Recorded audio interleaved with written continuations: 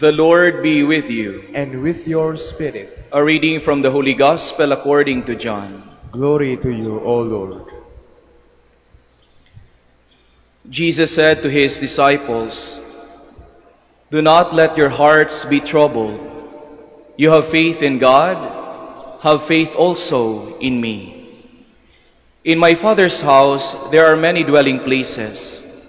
If there were not, would I have told you that I am going to prepare a place for you? And if I go and prepare a place for you, I will come back again and take you to myself, so that where I am, you also may be. Where I am going, you know the way." Thomas said to him, "Master, we do not know where you are going. How can we know the way?" Jesus said to him, "I am the way and the truth and the life. No one comes to the Father except through me." Brothers and sisters, the Gospel of the Lord. Praise to you, Lord Jesus Christ. Please be seated. Minsan po, nung nag-i-interview ako ng ikakasal, tiningnan ko yung profile ng ikakasal, then I saw the address. Sabi ko, taga Metro Manila kayo ah. Bakit kayo dito magpapakasal sa Manawag? Yun lang yung tanong ko. Sabi nung groom, kasi po, Father, Manawag has a very special place for us. Kasi nung bata pa po ako, Father, simula nung bata pa ako hanggang ngayon, dito po ako dinadala ng tatay ko, sama-sama kami buong pamilya, pumupunta sa Manawag. Kaya kung ano po yung nasimula ng tatay ko, ng pamilya namin, yun din sana ang gusto kong ipagpatuloy sa aking pamilya, sa aking bubuuing pamilya. Manawag is not just an ordinary place. It's not even a tourist destination.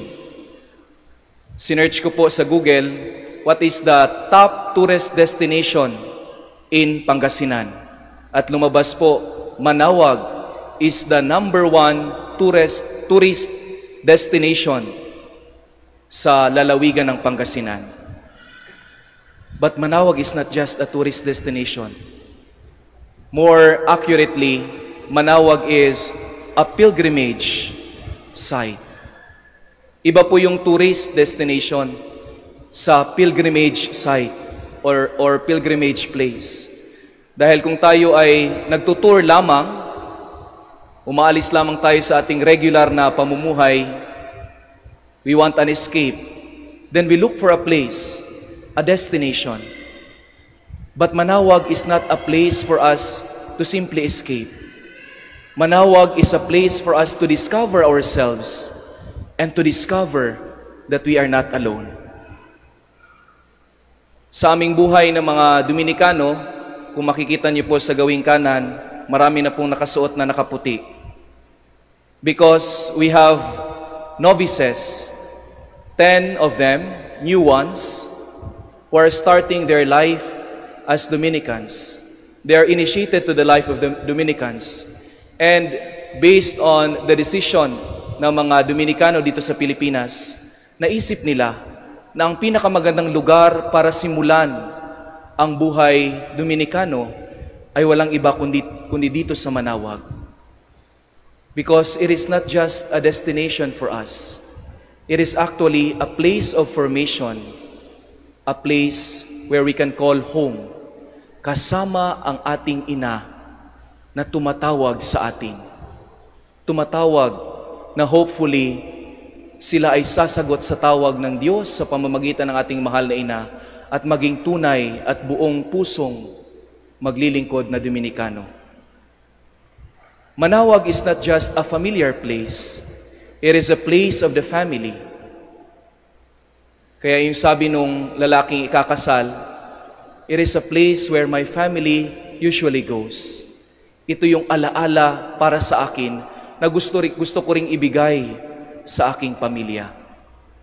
Bakit ko po sinasabi ito? Dahil sa ating ebanghelyo, mga kapatid, Ang ating Panginoong Hesukristo, bagaman siya ay nagsasabi that I will prepare a place for you. And for us, ito ay langit. But the first impression of the apostles, as voiced out by Thomas, sabi niya, Lord, Master, we do not know the way. Bakit? Dahil ang focus ni Thomas ay ang lugar. Destination. The place.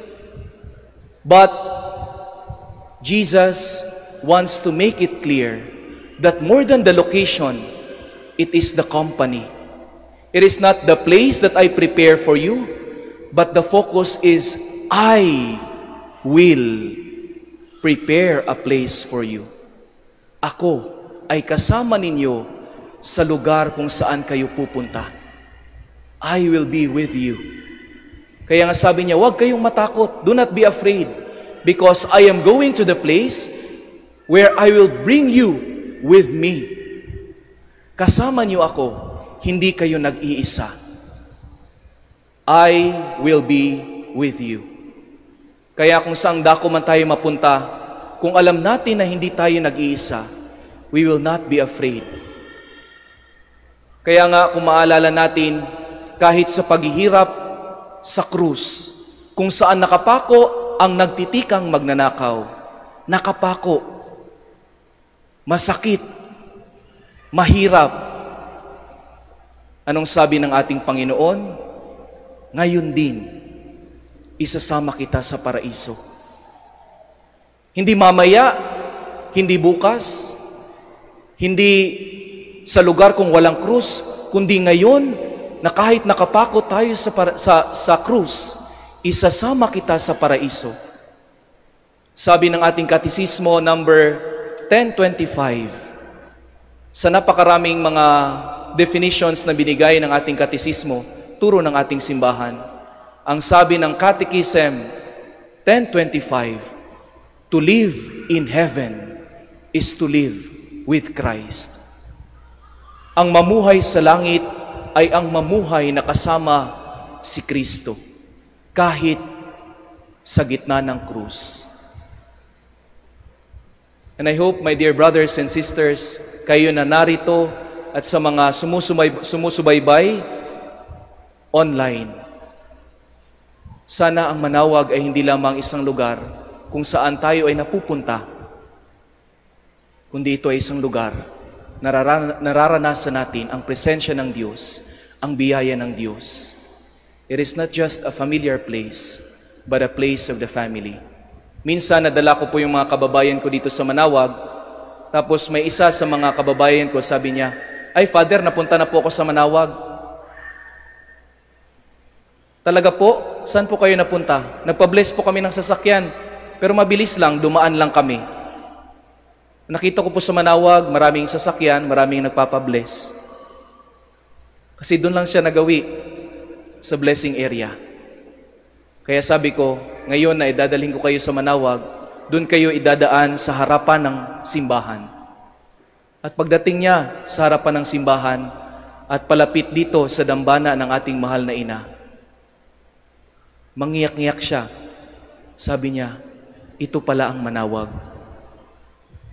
It is not just a blessing area. It is not just a tourist destination. It is not just a familiar place where we go. It is a place where we can call home na nariyan ang ating mahal na ina, kasama natin. Alam ko matapos ang pagsisimba ninyo, hindi pa rin mawawala yung mga problema sa buhay.